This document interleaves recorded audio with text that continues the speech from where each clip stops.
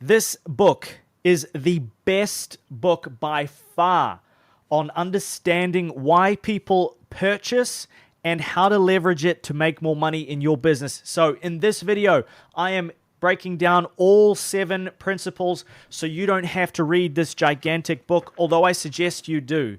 I'm going to summarize everything for you and give you the cliff notes so that you can take the principle, the example from the book, and the application of how you apply this into your business.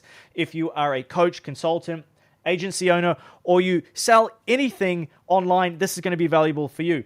So the first principle that Robert Cialdini talks about is something called reciprocity.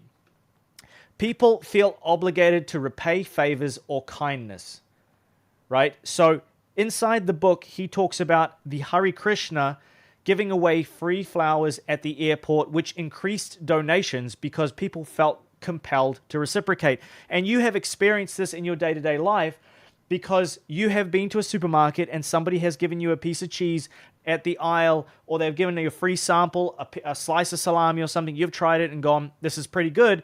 And now you feel compelled to give something back. And so usually you pick up the product and you use it, or you purchase it, you put it in your cart. The same thing is true with a lead magnet. Even all of the videos that I put out, what I'm trying to do is overwhelm you with so much value and build a connection with you guys so that you decide that you want to work with me. It's the same that Hormozi does. He doesn't put out content because he loves making content. He puts out content because he knows that if he overwhelms the market with value, the market will then in turn come to him and seek out to work with him. And so a lead magnet in the form of a free audit, a strategy breakdown, or valuable piece of resource is always a fantastic idea to give away before asking for a sale, because people are much more likely to want to give back once you give to them. And you've experienced this when somebody's given you a gift, you feel compelled to give them a gift back. It's just human nature. Number 2 is the principle of commitment and consistency. So once people commit to something just small, to stay consistent with that identity or action, they want to continue to the next step. So in the book, Cialdini talks about the foot in the door experiment, where homeowners who agreed to have a tiny little sign like this big in their door, in their window, then they agreed to have a massive ugly billboard slammed into their lawn. They were significantly more likely to agree to the massive ugly billboard if they put this tiny little sign that said, I am a good driver, or I am for good drivers, to then put this gigantic big sign in their yard that said, slow down, be a good driver, or something like that, right?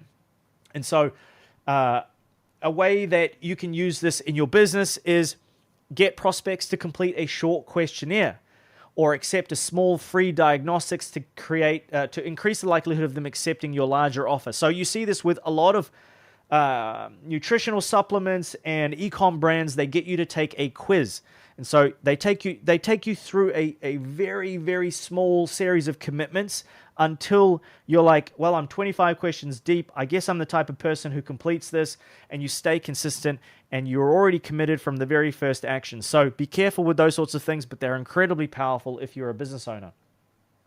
Number 3 is the principle of social proof. I feel like I shouldn't have to say this, but this is one of the most powerful ways that people understand whether something is for them or not, or whether it's good or not.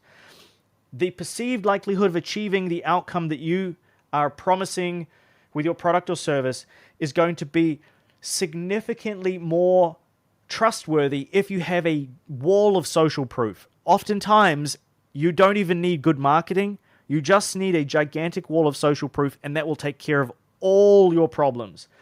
So the reason people are not purchasing your thing is because they don't believe you. And people decide what to do by observing others. So in the book, he talks about a study where pedestrians look up at the sky simply because others were doing it, demonstrating this herd behavior. People don't want to be the odd one out. They don't want to be the one that people get ridiculed. They want to be part of the in-group, right? And so we all look to what other people are doing, and the likelihood that we're going to have a similar experience is extremely high. So if you're a business owner and you don't have testimonials and you don't have video case studies, You don't have the ability to screenshot dashboards or client wins before and after results. Please do that. You will triple your revenue overnight if all you do is just plaster all of your content full of social proof and case studies. It's one of the first things that I do when I sign a client is that I help them gather case studies, video case studies. And so you can go to Dopamine Digital, you can see an example of what this looks like. So what other founders have to say.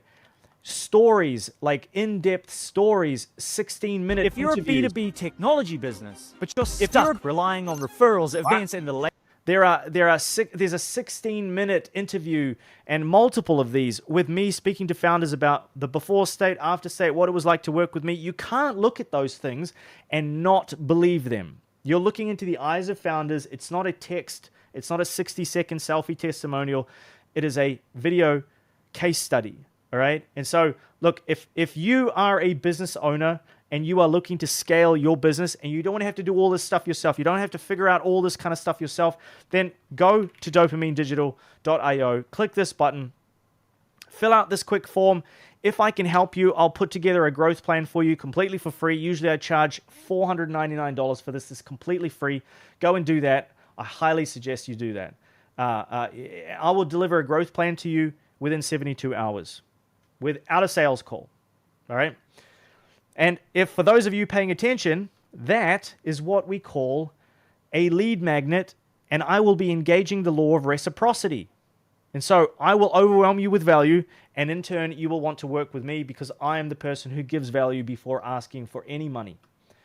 Okay, pretty simple. Now, authority is the fourth principle that Robert Cialdini talks about. And he says, people trust and follow credible experts. And so in the book, he talks about the Milgram shock experiment, which is crazy because he gets people to essentially unalive people just because somebody in a white lab coat told them to press a button. And it's so powerful that you can get somebody to completely flip on their morals and do things that they thought they were never capable of doing because they are being told by an authority. And so in a certain regime out of Germany, people talk about this all the time. People in suits and people in authoritative uniforms pointing at you and telling you to do things. It's very hard not to do it. So as a business owner, you need to display credentials, logo, media features, or results that position you as an expert who should be listened to. And if you don't have those things, you can pay people who are experts and leverage their authority. So influencers are the same thing here. The reason that we buy from influencers is because they have some kind of authority and we trust them. And so we assume that they've done the due diligence and therefore the product that they're shilling must be good. Number 5 is liking. So people say yes to people they like, right?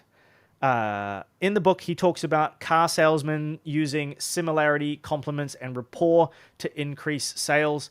So how you can use this is by being more personable and being more real. People want to connect with real human beings. They don't want to connect with a veneer or some fake version of you. And so if you look at Christopher Bumstead, for example, he's built a $10 million empire on the back of him being a hard worker. Yes, number 2 being Mr. Olympia, but basically, he is an incredibly likable personality. And people just like listening to him and they connect with him because he shares his wins, but mostly because he shares his losses and his vulnerabilities. And so share your story, find genuine similarities with your prospect, be relatable, and create a friendly connection during a call. It's not that difficult. Just be a normal human being. Have a normal conversation. Stop pretending that you care about somebody and genuinely care. That's it. Number 6 is scarcity. So people value things more when they are limited. Like if I said to you that I genuinely, these things take me 4 hours to do, and I can genuinely only do probably 2 or 3 of these a week. And so if you are, and I get a whole bunch of applications every single week, and if you are one of the people who fill this out first and you fill it out the most, I will more than likely give you this free growth plan within 72 hours. But I can only do a handful. And so the scarcity around that is valuable, and people value things that are limited. And so in the book, he talks about a cookie jar experiment where cookies were rated as more desirable when there were only a few left. Same exact cookie, but because there were only a few left, we value them more. So application of this is limited call spots, project capacity, or bonus availability. So prospects take action instead of delaying, right? And you see this all the time. And then finally, when he first brought this book out, this principle was missing, but they have updated it based on, the digital age, and unity is one of the extra principles that they tacked on to the end here, which not a lot of people talk about or even know about, but people are much more easily influenced by those who share an identity with them. Russell Brunson talks about this, where he didn't just create a group of users for ClickFunnels, he created what he called funnel hackers. And he got people to proudly put it on their chest, I am a funnel hacker. And the other day in the elevator, I saw a guy that said, I am a funnel hacker on his shirt. And I said to him, hey, nice shirt. And I talked to him about ClickFunnels real quick. Or I have an acquisition.com hat here. And the other day, there was a chap looking at my apartment, and he comes in and he's like, acquisition.com, Hormozy, and he goes, we're going to be good friends, right? And so it created a sense of unity because we had this the same principles, and we like the same sort of stuff. So Cialdini talks about how shared groups like family, community, political identity create strong compliance than just simple liking.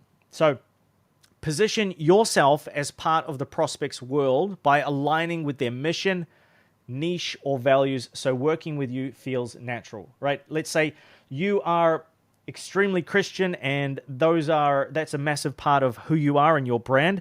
If you communicate that, you're going to get people who are just like you, who want to work with you because they like and trust you more, and they want to feel like part of this unity. If you're a brand, create something that is a mission that is bigger than you or the brand or the exchange of money for services or products. Create something that people can feel like they're part of. Create a group, a community, or something like that. It really, really crushes. And it has the added benefit of doing good in the world.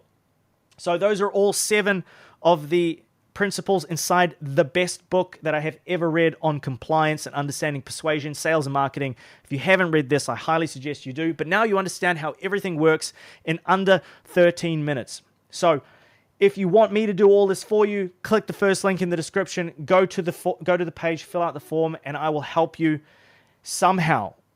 But I only can do it for a couple people, right? All right. So I'll see you guys in the next video. Peace.